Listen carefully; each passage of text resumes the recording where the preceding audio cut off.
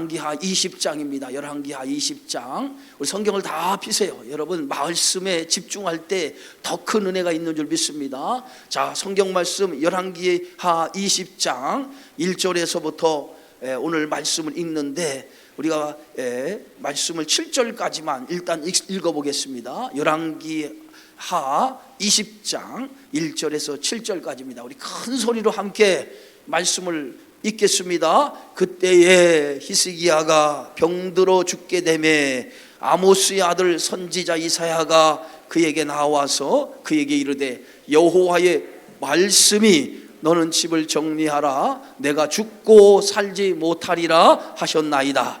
히스기야가 낫을 벽으로 향하고 여호와께 기도하여 이르되 여호와여 구하오니 내가 진실과 전심으로 주 앞에 행하며 주께서 보시기에 선하게 행한 것을 기억하옵소서 하고 히스기야가 심히 통곡하더라.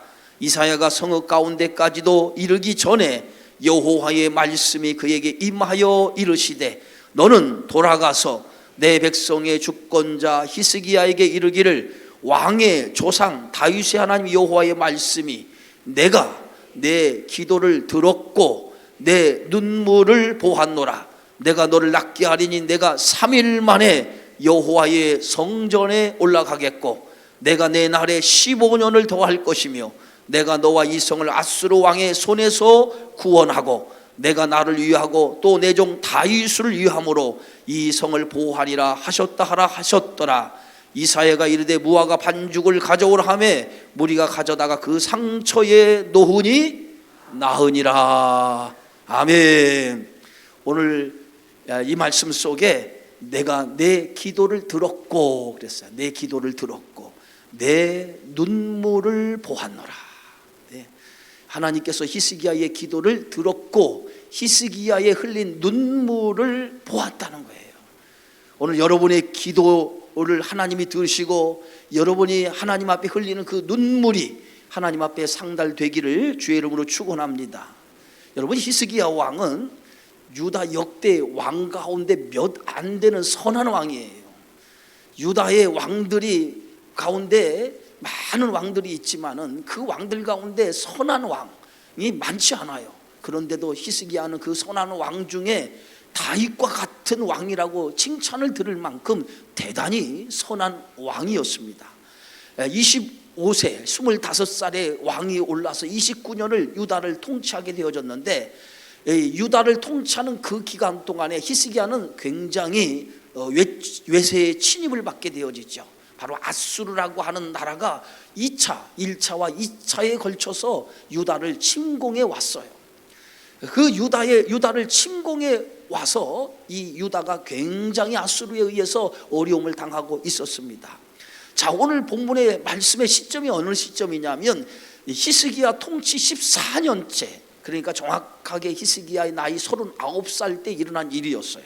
근데 이때가 어느 때냐? 아수르라고 하는 그 나라가 오늘 유다를 침공해 왔을 때예요. 1차 침공해 왔을 때 그때의 상황이에요. 그런데 1차 아수르가 침공해 왔을 때에 히스기야 나이 39살이고 그리고 그가 중병에 걸리게 되어졌다는 거예요. 여러분 39살에 자신의 삶을 정리하라고 하는 히스기야 선지자가 찾아와서 이제 그 중병에 걸린 히스기야에게 뭐라고 말하냐면 너의 삶을 이제 정리하라 이렇게 얘기합니다.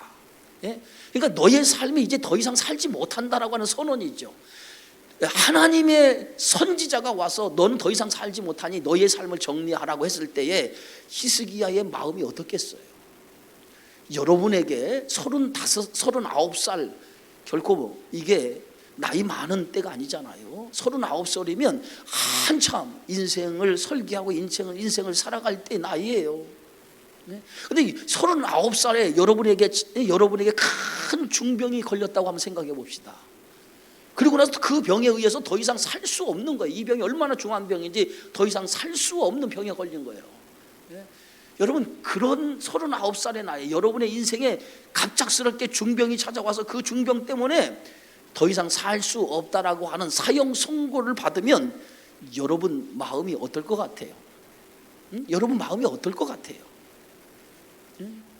그런데 이때 히스기야는 자식이 없었어요. 자기의 뒤를 이을 후사가 없었어요. 결혼은 했지만 자식이 없었어요, 이때까지. 그런데 자식이 없는 그때 히스기야는 오늘 이사야 선지자로 하여금 넌 더 이상 살지 못할 것이니 너의 삶을 정리하라고 하는 사형 선고를 받아요. 정말 히스기야 왕으로서는 청천벽락과 같은, 청천벽락과 같은 그러한 소리를 들은 거예요. 더 이상 내 인생이 살지 못할 것이라고 하는 그러한 소리를 들어요. 그런데 이때가 뭐냐? 유다가 지금 아수르의 침공을 받고 있었을 때예요. 외적으로는 지금 아수르의 위협을 받고 있고, 히스기야 스스로는 지금 중병에 걸려서 더 이상 살지 못하는 사형 선고를 받았을 때입니다.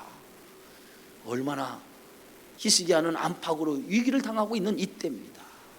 저는 오늘 이 본문의 말씀에서 인생의 위기는 예고 없이 찾아온다. 예고 없이.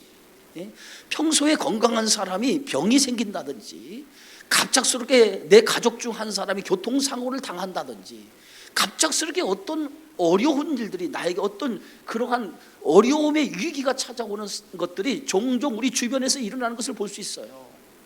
그런데 우리는 그러한 일들을 남의 일이라고 생각합니다. 남의 일이야 라고 생각합니다. 그런데 남의 일이라고 생각하지만은 인생의 위기는 누구에게나 찾아올 수 있다는 거예요. 누구에게나 찾아올 수 있어요. 우리가 외가 아니에요. 우리에게도 인생의 위기를 만날 수 있다는 거예요. 바로 인생을 살아오면서 갑작스럽게 우리 주변에 인생의 위기가 찾아오는 사람, 그럼 인생의 위기가 찾아오니까 갑자기 뭐예요? 삶의 평안이 다 깨져버려요. 어제까지만 해도 평안했던 그 가정, 아무런 문제 없이 살아왔던 그 가정이 그 갑작스럽게 오늘 닥치는 위기 때문에 하루아침에 평안이 깨지고 삶에 그러한 위기가 찾아오는 거예요. 그런 것을 우리는 주변에서 많이 봅니다. 오늘 히스기야도 갑작스럽게 중병이 걸린 거예요. 근데 그 중병이 더 이상 그 생명을 더 이상 살 수 없다라고 하는 사형 선고를 받은 거예요. 인생의 최대의 위기가 뭡니까? 인생의 최대의 위기는 죽음의 문제예요. 죽음의 문제. 그죠? 이 죽음의 문제에서 벗어날 사람은 아무도 없어요. 저와 여러분 이 죽음의 문제에서 벗어날 수가 없어요. 죽음은 누구에게나 찾아와요. 누구에게 찾아오는 문제가 죽음의 문제예요. 그런데 이 죽음의 문제를 우리가 아주 예민하게, 아주 현실적으로 생각하는 사람은 별로 없어요. 언젠가 죽을 것을 알면서도 우리는 죽음에 대한 것을 크게 심각하게 생각하지 아니하고 살아가고 있어요. 그러나 죽음은 예고되어 있는 거예요. 히스기야가 반드시 죽으리라고 하는 것처럼 죽음은 예고되어 있어요. 그렇기 때문에 이 죽음을 우리가 준비하지 아니하고서, 예고되어 있는 이 죽음의 문제를 준비하지 아니하고서는 우리는 주 앞에 갈 수 없다고 하는 사실을 여러분 아셔야 돼요. 그래서 성경은 이 죽음의 문제를 우리가 준비하라고 얘기하고 있죠. 깨어서 준비하라. 언젠가 도적같이 오는 것처럼 이 죽음의 문제가 우리 앞에 현실로 다가올 때가 있다는 거예요. 그 때를 위해서 우리 죽음의 문제, 지금 우리가 앞으로 다가올 이 문제를 위해서 지금 준비하지 아니하고서는 하나님 앞에 갈 수 없다는 거예요. 준비하는 자만이 하나님 앞에 그날에 각각 선악간에 하나님의 심판대 앞에 설 것을 생각하고 그날을 준비하는 신앙의 자세를 가지고 살아야 된다는 거예요. 그것이 오늘 하나님께서 우리에게 말씀하신 말씀인 줄 믿습니다. 여러분, 노아 홍수 전에 사람들의 삶이 어떤 삶을 살았습니까? 시집가고 장가가고 먹고 마시며 살았다고 성경은 얘기하고 있어요. 노아의 홍수가 곧 일어나기 그 직전까지 사람들은 노아가 120년 동안 방주를 예비하고 이제 방주를 거진 다 지어져 갔을 때에 노아가 외쳤습니다. 뭐라고 외쳤어요? 앞으로 조금 얼마 있으면 홍수가 일어나서 이 땅에 사는 사람들은 다 홍수로 인해서 멸망을 당할 것입니다. 이것이 하나님의 심판입니다 라고 노아 시대에 노아가 방주를 만들고 그 시대 사람들에게 목이 터져라 외쳤어요. 곧 있으면 홍수로 인해서 멸망을 당할 것이라고 하는 것을 외쳤어요. 근데 사람들은 그 소리를 귀담아 듣지 않았어요. 그 소리를 마치 지나가는 소리처럼 듣고 말았다는 거예요. 그래서 그들은 계속 자신의 삶에 아무 일이 없었던 것처럼 매일 똑같은 삶을 생활하고 있었어요. 시집가고 장가가고 먹고 마시고 즐기며 놀면서 아무런 대비도 하지 않은 채 그들은 하루하루를 그렇게 살아왔어요. 그러다가 어느 날 드디어 방주가 다 예비되고 나서 오늘 노아에게 하나님 말씀하세요. 방주에 타라. 근데 그 방주에 탄 사람이 누구였어요? 노아의 8 식구만 방주에 타게 됐어요. 노아의 8 식구와 동물의 암수가 다 방주에 타니까 그제서야 하나님께서 방주의 문을 닫으라고 그랬어요. 방주의 문을 닫는 순간에 더 이상 방주에 탈 수가 없게 되었어요. 그때 뭡니까? 하늘에서 궁창이 열려서 하늘에서 비가 쏟아지기 시작하는데 40주야를 밤낮 없이 비가 내리기 시작해요. 그래서 이 땅에 살고 있는 모든 사람들, 방주에 타지 않은 모든 식물과 동물 그리고 사람들이 다 물로 수장되어 죽게 되어졌어요. 그들이 노아의 말에 귀를 기울였다면 앞으로 하나님의 심판이 임할 것입니다. 홍수로 세상을 심판할 것이라 그 말씀에 대해 귀를 기울였다면 그들은 홍수로 인해서 생명을 잃지는 않았을 거예요. 그러나 그 말씀을 귀담아 듣지 않은 까닭에 그들은 다 홍수에 의해서 죽게 된 거예요. 죽음을 대비하지 않았기 때문에, 죽음을 준비하지 않았기 때문에 그들은 헛되이 죽게 되어진 거죠. 여러분, 죽음은 예고되어 있어요. 저와 여러분에게 죽음은 예고되어 있어요. 이 예고되어 있는 이 죽음을 준비해야 되죠. 그게 믿음의 삶이라는 거예요. 믿음의 삶은 잘 죽기 위해서 준비하는 게 믿음의 삶이에요. 할렐루야. 한번 따라합시다. 죽음의 삶이란, 믿음의 삶이란 잘 죽기 위해서 준비하는 것이다. 믿음의 삶이 뭐예요? 잘 죽기 위해서 준비하는 게 믿음의 삶인 거예요. 오늘 히스기야는 어느 날 갑자기 청천벽력 같은 소리를 들은 거예요. 더 이상 살지 못할 것이라고 하는 사형 선고를 받은 거예요. 당신의 병으로 인해서 더 이상 살지 못할 겁니다. 39살에 이사야 선지자로 하여금, 하나님의 선지자로 하여금 더 이상 살지 못할 것이라고 하는 사형 선고를 받은 거예요. 앞이 캄캄하죠. 더 이상 살지 못한다는데 이게 하나님의 뜻이고 하나님께서 주신 말씀인데 얼마나 이사야 선지자로서는 앞이 캄캄한 말씀입니까? 자, 그런 캄캄한 인생의 위기를 오늘 히스기야 앞에 닥치게 된 거예요. 자, 인생의 최대 위기 속에서 그 위기를 벗어나는 방법이 뭘까요? 그것이 바로 오늘 히스기야의 이 모습 속에서 우리에게 답을 제공해주고 있다는 거예요. 인생의 최대 위기, 죽음의 위기라고 하는 최대 위기 속에서 오늘 히스기야는 그 위기를 어떻게 그 위기를 벗어났는가, 그것을 오늘 우리 성경을 통해서, 우리 히스기야의 삶을 통해서 오늘 우리에게 보여주고 있어요.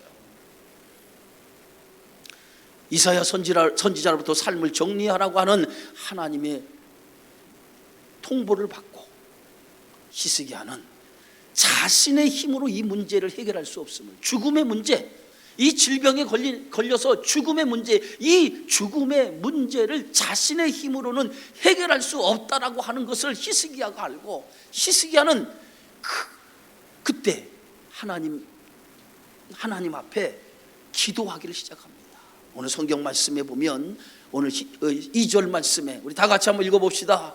히스기야가 낫을 벽으로 향하고 여호와께 기도하여 이르되, 사형 선고를 받거나 더 이상 인생에 희망이 없고 이제는 아무런 소망이 없는 그때에 히스기야가 할 수 있는 것은 아무것도 없었어요. 그때 히스기야는 하나님 앞에 나아갑니다. 하나님 앞에 나가서 낫을 벽으로 향하고 여호와께 기도하기를 시작했다는 거예요. 여러분, 히스기야가 하나님 앞에 나간 것은 인생의 위기를 허락하신 것도 하나님, 그 위기에서 구원하실 수 있는 분도 하나님이라고 하는 믿음을 가지고 있었기 때문에 하나님 앞에 나간 거예요. 삶의 위기, 그 위기를 허락하신 것도 하나님이시고 그 위기 속에서 그 인생을 건지시는 분도 하나님이시라고 하는 믿음을 가졌기 때문에 하나님 앞에 나간 거예요. 그래서 하나님의 은혜를 구한 거예요. 인생의 위기를 만나면 대부분 사람들이 그 위기를 뭔가 자신의 힘으로 그것을 돌파하려고 합니다. 자신의 힘으로 그 문제를 해결하려고 그래요. 그러나 인생의 위기를 닥쳤을 때 그 위기 속에서 우리가 할 수 있는 일은 단 하나여야 돼요. 하나님 앞에 나오는 일부터 시작해야 될 줄 믿습니다. 하나님 앞에 나오는 일, 그리고 하나님 앞에 엎드려 기도하는 일부터 시작해야 돼요. 모든 문제의 해답이 거기에 있기 때문에 하나님 앞에 나와서 하나님 앞에 엎드려 기도하는 일부터 시작할 때 우리의 인생의 모든 문제가 해결되는 줄 믿습니다. 인생의 위기의 시작은 어디서부터 시작해? 하나님이 주신 거예요. 그리고 위기를 해결할 수 있는 분도 하나님이신 거예요. 그래서 오늘 히스기야 선지자는 그 위기를 주신 하나님, 또 위기를 해결할 수 있는 분도 하나님, 그 믿음을 가지고 하나님 앞에 나온 거예요. 문제의 답이 언제나 하나님 앞에 있음을 믿으시기 바랍니다. 여러분, 우리 성도는 어떤 위기나 어떤 문제가 닥치면 그 문제의 답이 하나님의 손에 있음을 여러분 믿으셔야 돼요. 그게 믿음의 삶입니다. 어떤 문제를 닥치든 어떤 우리에게 살아가면서 위기를 닥치든지 그 위기 속에 그 위기의 답, 문제의 답이 하나님 앞에 있다라고 하는 그 믿음이 있어야 돼요. 그래서 성경 말씀에 보면 마태복음 7장 8절에 보면 구하라, 구하는 이마다 얻을 것이요, 찾는 이마다 찾을 것이요, 두드리는 이마다 열릴 것이니라. 이 말씀이 오니까 문제의 답이 하나님 앞에 있음을 알고 하나님 앞에 구하는 자마다 찾을 것이고 얻을 것이고 두드리는 자마다 열린다는 거예요. 환난을 당하고 위기를 당하면 우리가 그 환난을 당하고 위기를 당할 때 우리가 하나님 앞에 나와야 돼요. 하나님 앞에 나와 부르짖을 때 하나님께서는 우리의 기도를 들으시고 응답해 주시는 줄 믿으시기를 주의 이름으로 축원합니다. 오늘 히스기야가 이 중병에 걸렸을 때 하나님 앞에 나와서 낫을 벽으로 삼아서 하나님 앞에 기도하기를 시작을 해요. 하나님만이 이 문제를 해결할 수 있습니다. 하나님만이 내 생명을 연장시킬 수 있습니다. 하나님만이 나를 책임져 줄 수 있습니다. 할렐루야. 이러한 믿음을 가지고 하나님 앞에 나와 기도하기 시작했다는 거예요. 자, 히스기야가 그런 믿음을 가지고 하나님 앞에 기도했어요. 어떻게 기도했습니까? 오늘 3절의 말씀입니다. 우리 다 같이 한번 읽습니다. 성경 말씀. 여호와여 구하오니 내가 진실과 전심으로 주 앞에 행하며 주께서 보시기에 선하게 행한 것을 기억하옵소서 하고 히스기야가 심히 통곡하니라. 여러분, 히스기야의 기도 내용을 가만히 들어보세요. 내가 진실과 전심으로 주 앞에 행하며 주께서 보시기에 선하게 행한 것을 기억하옵소서. 히스기야는 자신이 진실과 전심으로 주 앞에서 행한 것을 기억해달라고 하면서 눈물로 통곡하며 하나님 앞에 기도했다는 거예요.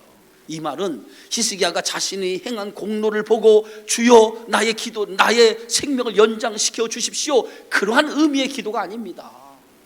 내가 지난날 하나님 앞에 행한 공로를 보시고 나의 이 생명을 연장시켜 주기 바랍니다 라고 하는 그러한 내용의 기도가 아니라, 지금 이 히스기야는 지금 유다의 그런 많은 그러한 종교적인 개혁을 일으키는 왕이었어요.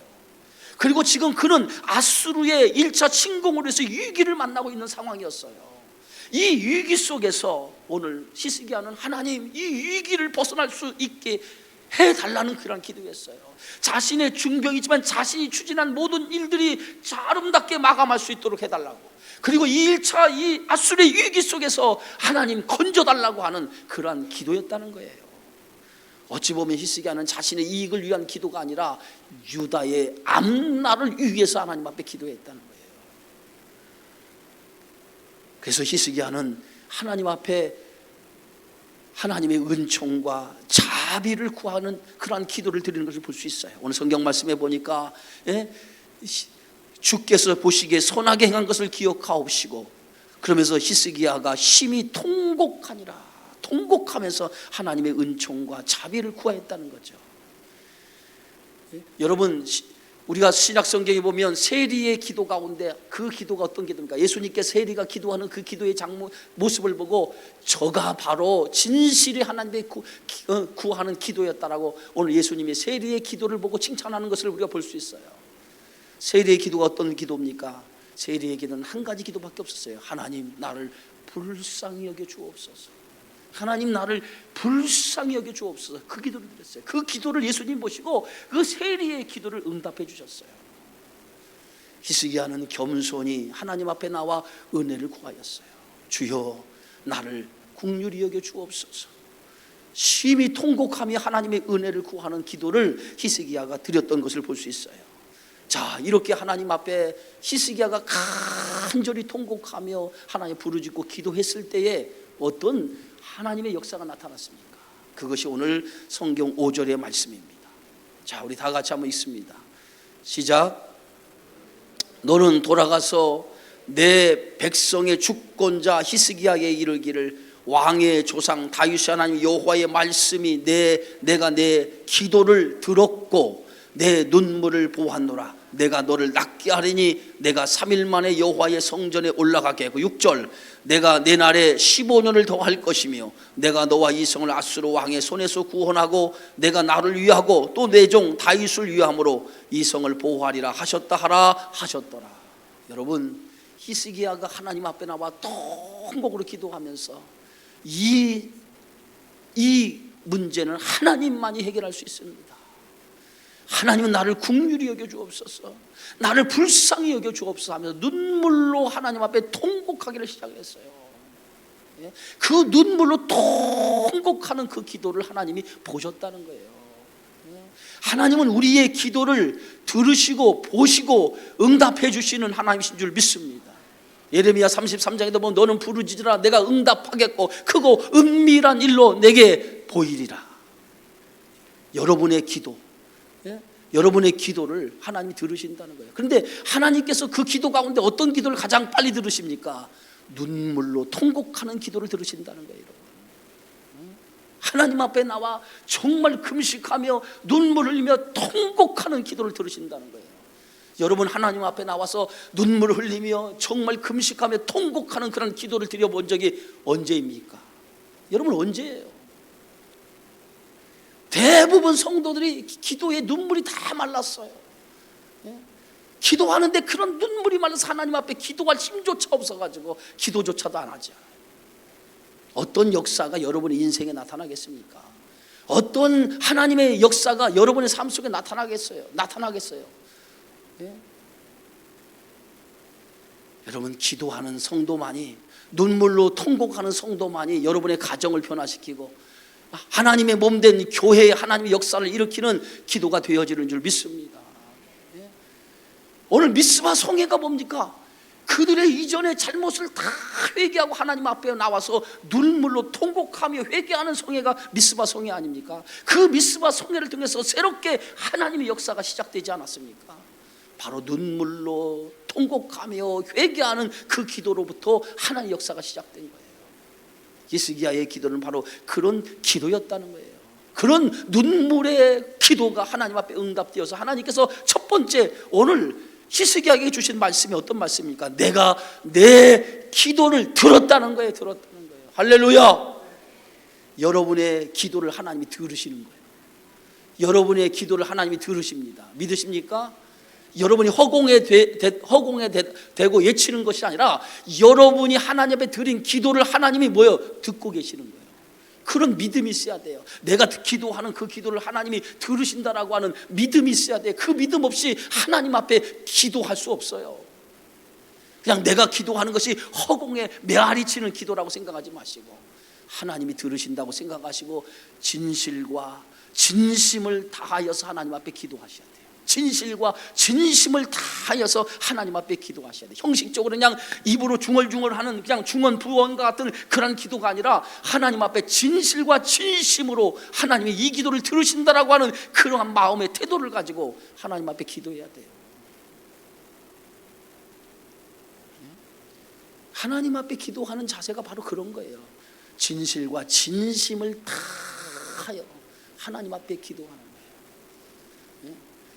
여러분, 기도 가운데 가장 아픈 기도가 뭔지 아십니까? 가장 아픈 기도가, 예? 가장 아픈 기도가 창자가 끊어지는 것 같은 아픔 속에 기도하는 거예요. 여러분, 그런 기도 들어봤어요? 어떤 때 기도하다 보면 기도야 정말 진심과 진실을 다하여서 하나님의 기도할 때, 어떨 때 그 기도하다 보면 창자가 끊어지는 것 같은 아픔이 느낄 때가 있어요. 그런 거 경험해 보셨나요? 그런 경험을 해보셨냐고. 정말 기도 온 마음을 다해서 온 진액을 다 쏟아가면서 기도하는 그런 기도를 드려보신 적이 있냔 말이에요. 예수님이 언제 그런 기도 들으셨죠? 겟세마네 동산에서. 겟세마네 동산에서 오늘 성경 기자가 예수님의 기도할 때 그 기도의 표현을 어떻게 표현했습니까?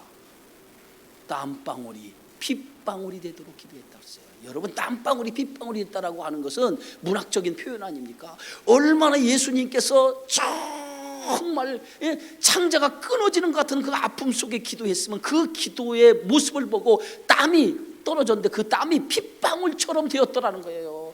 얼마나 예수님께 진실과 전심을 다하여 하나님 앞에 기도했으면 그 기도가 땀방울이 핏방울이 되도록 기도했다는 거예요. 예수님의 기도의 내용이 뭡니까? 아버지여, 할만하시거든 이 잔을 내게서 옮겨 주시옵소서. 제가 여러 차례 이 얘기를 했어요. 왜 예수님께서 이 잔을 옮겨달라고 그랬을까요? 이 잔을 옮겨달라고 그랬을까요? 예수님이 이 십자가의 고난의 잔을 마시지 않겠다라고 하는 그런 의미가 아니에요. 예수님이 이 잔을 옮겨달라고 하는 그 이유가 있어요. 왜 옮겨달라고 했을까? 이 예수님이 마시는 잔은 고난의 잔이에요. 십자가의 잔이에요. 모든 인류를 위해서 죄의 잔을 마시는 거예요. 우리가 지은 죄를 대신 예수님이 그 죄를 짊어지고 그 죄의 잔을 대신 마시는 거예요. 내가 죽어야 할 그 죽음의 잔을 예수님이 대신 마시는 거예요. 그것이 바로 십자가고 예수님의 이게 주어진 그런 죽음이었어요. 근데 할 만하시거든, 할 수만 있다면 이 잔을 내게서 옮겨달라고 하는 것은 그 잔을 마시지 않겠다라고 하는 것이 아니라, 예수님의 이 기도의 내용은 그 잔을 마시면 어떻게 되는가, 그것을 알고 있었기 때문에 그렇다는 거예요. 그 잔을 마시는 순간에 어떻게 되는지를 알고 있었어요. 그러면 어떻게 된다는 게 뭐예요? 그 마시는 순간에 예수님은 어떤 분이 되냐면 죄인이 되는 거예요. 죄인이 되는 거예요. 모든 인류의 죄의 짐을 다 짊어지는 그 순간이 되는 거예요. 그 죄인이 되는 순간에 하나님과 예수님 사이는 끊어져 버리는 거예요. 죄는 뭐예요? 죄는 단절을 가져오는 거예요. 단절. 하나님과 인간이 죄가 들어옴으로 해서 끊어져 버린 거예요. 그래서 에덴 동산에서 추방이 되잖아요. 그럼 하나님과 인간이 끊어지는 것, 그것이 예수님은 가장 큰 고통이라고 생각했다는 거예요. 인간의 가장 큰 고통이 무엇입니까? 하나님과 우리 사이에 끊어지는 것, 그 하나님과의 관계가 단절되는 게, 그게 가장 큰 고통이에요. 그런데 우리는 그걸 모르죠. 하나님과 우리 사이에 관계가 끊어지는 것이 얼마나 고통스러운 거, 그걸 모르죠. 그런데 예수님은 죄의 잔을 마시는 순간에 하나님과 끊어지는 그 아픔을 알고 있었어요. 그래서 할 수만 있다면 이런 고통을, 하나님과 끊어지는 이 아픔의 고통을 내가 겪지 않게 해주옵소서. 할 수만 있다면. 그러나 그것이 하나님과 나 사이에 끊어지는 그 고통, 끊어지는 아픔이 하나님이 원하시는 일이라면, 그것이 하나님이 원하시는 일이라면 내가 그 하나님의 뜻에 순종하겠습니다. 그 마지막 기도의 결론이 그거였어요. 하나님이 원하신다면 하나님과 끊어지는 아픔, 그것이 있다 할지라도 내가 그 잔을 마시겠습니다. 십자가의 고통이 아파서 예수님이 그 잔을 옮겨달라고 한 것이 아니라 하나님과 끊어지는 고통이 너무 큰 것을 알고 있기 때문에 그것을 하나님이 원하신다면 내가 그 잔을 마시겠습니다. 결국은 하나님의 뜻에 순종하죠. 이게 예수님의 기도였어요. 그래서 예수님이 그 문제를 놓고 기도했을 때 예수님의 그 기도가 창자가 끊어지는 것처럼 아픔 속에 하나님과 끊어지는 아픔이 얼마나 큰지 그걸 알고 있었기 때문에 창자가 끊어지는 아픔 속에 하나님 앞에 기도한 거예요. 그 기도가 땀방울이 핏방울이 되었다라고 성경 기자는 그렇게 기록한 거예요. 여러분의 기도가 그런 기도를 드려본 적 있습니까? 창자가 끊어지는 아픔 속에 하나님 앞에 하나님의 뜻을 위해서 기도하는 그 기도, 그런 기도를 여러분 들어본 적이 있냐고요? 오늘 히스기야는 오늘 자신의 중병과 아수르의 침략의 그러한 절대절명의 위기 속에서 창자가 끊어지는 아픔 속에서 하나님 앞에 눈물로 통곡하며 하나님 앞에 기도했다는 거예요. 그런 기도를 하나님이 보시고 히스기야의 기도를 들으셨다라고 하나님이 말씀한 거예요. 히스기야 기도를 들으셨다는 거예요. 그리고 뭐요? 히스기야가 통곡하며 흘리는 눈물을 하나님이 보았다라고 얘기하고 있어요. 내 기도를 들었고 내 눈물을 보았노라. 그러면서 하나님께서 히스기야에게 이렇게 말씀하시죠. 내가 너를 낫게 하리니. 할렐루야. 내가 너를 낫게 하겠다는 거야. 내가 너를 낫게, 너에게 내린 모든 질병의 가시, 너에게 내린 그런 사망의 가시, 너에게 내리는 모든 환난을 내가 면케해 주겠다는 거예요. 히스기야는 환난 날에 하나님 앞에 부르짖었어요. 환난 날에 부르짖었을 때 하나님께서 그의 기도를 들으시고 그의 눈물을 보시고 모든 환난을 물러나게 해 주시겠다라고 하나님 말씀하셨어요. 그러면서 오늘 하나님께서 세 가지를 하나님께서 약속하지요. 세 가지를 약속했어요. 그 첫 번째가 뭡니까? 첫 번째가 내가 너를 낫게 하리니 내가 3일 만에 뭐예요? 3일 만에 어디요? 3일 만에 여호와의 성전에 올라가게 될 것이다. 3일 만에 여호와의 성전에 올라가게 될 것이다. 두 번째는 뭡니까? 내가 내 날에 15년을 더할 것이라. 15년의 생명을 하나님이 연장할 것을 약속했어요. 15년의 생명을 연장한 거예요. 15년의 생명. 할렐루야. 여기 보세요, 여러분. 15년의 생명을 연장했어요. 그리고 세 번째 뭐죠? 세 번째, 내가 15년을 더 할 것이며 내가 너와 이 성을 아수르 왕의 손에서 구원해 주겠다는 거예요. 하나님이 오늘 히스기야가 눈물로 기도하는 그 기도를 들으시고 하나님께서는 생명만 연장한 것이 아니라 오늘 히스기야의 기도를 들으시고 오늘 하나님께서 그 히스기야의 기도를 통해 응답하시는데 15년의 생명을 더 연장하고 아수르 손에서 유다를 구원해 주실 것을 약속했어요. 히스기야의 기도가 그의 운명을 바꾸고 나라의 운명을 바꿔버린 거예요. 할렐루야. 그래서 그의 운명과 나라의 운명만 바꾼 것이 아니라 자연계의 역사를 바꿔버렸어요. 오늘 성경 말씀 보세요. 오늘 성경 말씀에 보면 뭐라고 써있냐면 9절 말씀 우리 다 같이 한번 읽어봅시다. 시작. 이사야가 이르되 여호와께서 하신 말씀을 응하게 하실 일에 대하여 여호와께로부터 왕에게 한 징표가 이 말이이다. 해 그림자 10도를 나아갈 것이니까 혹 10도를 물러갈 것이니까 하니 10절 히스기야가 대답하되 그림자가 10도를 나아가기는 쉬우니 그리할 것이 아니라 10도가 뒤로 물러갈 것이니다 하니라. 그 징표로 오늘 이사야 선지자가 해 그림자가 10도를 앞에 나아갈 것 그것을 얘기하니까 아닙니다. 해 그림자가 10도를 앞에 나가는 건 쉬운 일입니다. 10도를 뒤로 물러가게 하옵소서. 그것을 징표로 보여주십시오. 근데 정말 어떻게 됐습니까? 해 그림자가 10도가 뒤로 물러갔다는 거예요. 자연계를 움직여서 하나님의 기도가 응답된 것을 보여준 거예요. 그러니까 단순히 히스기야의 기도가 자신의 생명만 연장받고 아수르에서 구원함을 얻은 것뿐만 아니라 자연계를 움직여서 하나님의 살아계심을 보여준 거예요. 기도는 이만큼 이런 놀라운 역사가 일어나게 하는 것이 기도의 힘인 줄 믿으시기 바랍니다. 자, 오늘 성경 말씀에 보니까 히스기야가 그렇게 눈물로 기도하니까 오늘 7절 말씀 다 같이 읽습니다.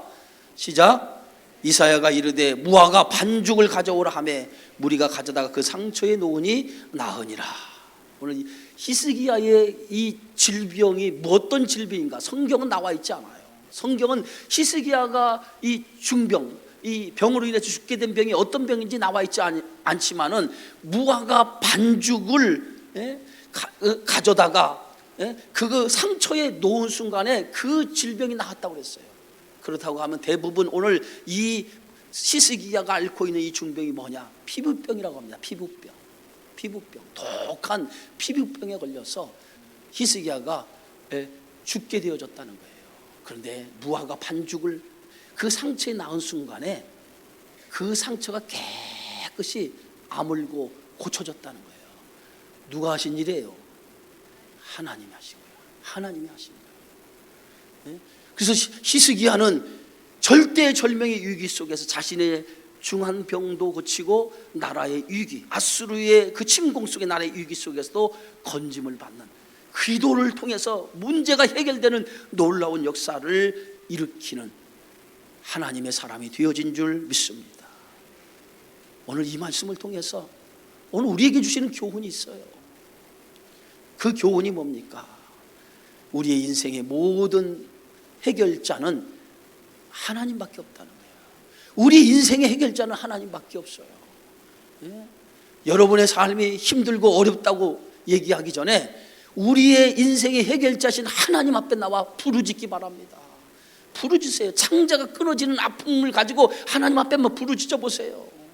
그런 부르짖음, 그런 기도가 있으면 반드시 하나님께서 그런 기도를 들으시고 응답하셔서 여러분의 삶의 모든 문제를 하나님이 물러가게 해 주시리라 믿고, 또한 그런 창자가 끊어지는 그런 기도를 여러분이 드린다면 하나님께 여러분의 앞길을 열어주실 줄 믿습니다. 할렐루야. 그런 믿음이 있어야 돼. 그런 하나님이 내가 부르짖는 그 기도를 들어주신다는 그런 믿음을 가지고 한번 기도해 보세요.